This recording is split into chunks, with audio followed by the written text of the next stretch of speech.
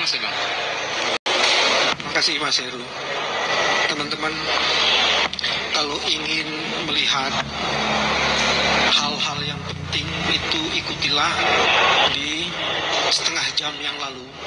Selain di para saksi-saksi ahli yang tadi sudah diperiksa dan saksi fakta kami. Apa yang menarik di situ? Ada 3 hal. Kalau diperhatikan baik-baik, secara umum saya ingin mengatakan mahkamah telah menghidupkan optimisme untuk memastikan bahwa demokrasi ini memang harus ditegakkan. Para rantai kecurangan yang hadir menyerbu dan mempersoalkan kejujuran dan keadilan. Apa konfirmasinya? Coba perhatikan baik-baik. 1, belum pernah terjadi dalam sejarah Pilpres penyelenggara pemerintahan itu diundang. Belum pernah terjadi. Ever in the history of the law enforcement in Indonesia, dalam konteks election of the president, dipanggil dan mahkamah memutuskan untuk memeriksa sendiri. Tadi poinnya, jadi nanti kami tidak akan bertanya, tidak bisa bertanya karena mahkamah yang akan. Itu sebabnya tadi mengatakan mahkamah telah menghidupkan HAM. Itu bagian pertama. Bagian kedua, coba cek. Dalam sejarah Pilpres, yang namanya Bawaslu itu jarang sekali diminta klarifikasi konfirmasinya atas berbagai pernyataan yang menyatakan ada begitu banyak pelanggaran terjadi. Belum pernah tuh. Sekarang diminta.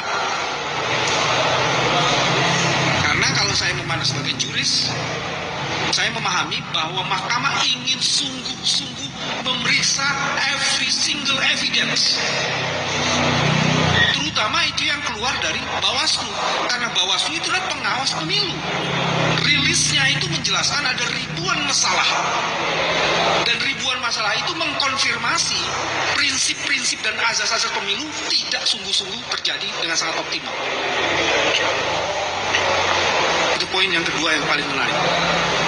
Poin yang ketiga yang juga sangat menarik, tadi teman-teman lihat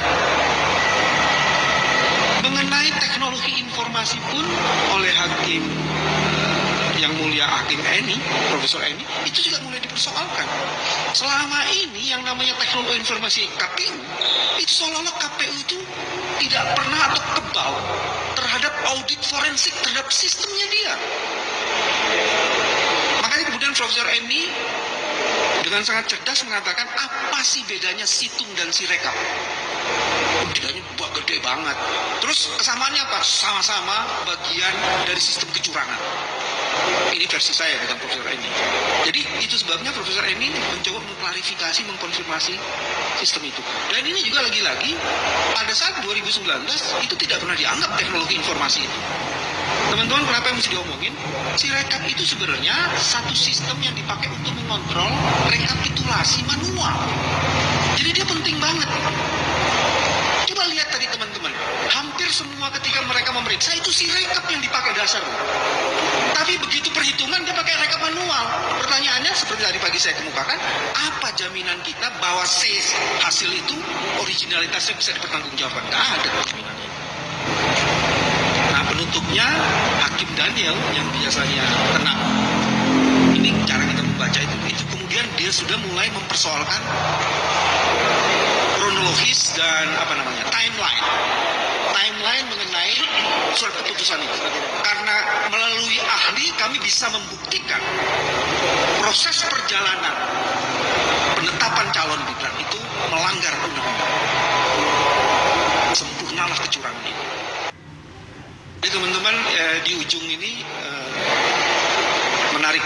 Nah, soal saksi fakta kami ada yang menarik. Memang sulit sih ya kalau lawyers yang dengan di Mahkamah Konstitusi. Jadi ada pertanyaan-pertanyaannya yang menurut saya sih kasihan sekali. Cuman ya sudahlah, kita hormati karena sesama kolega gitu kan.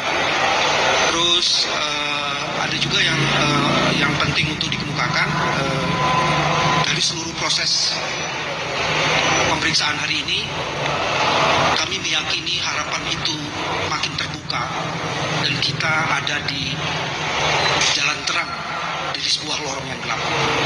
Mahkamah tengah menghidupkan optimisme dan optimisme itulah yang akan menjemput harapan.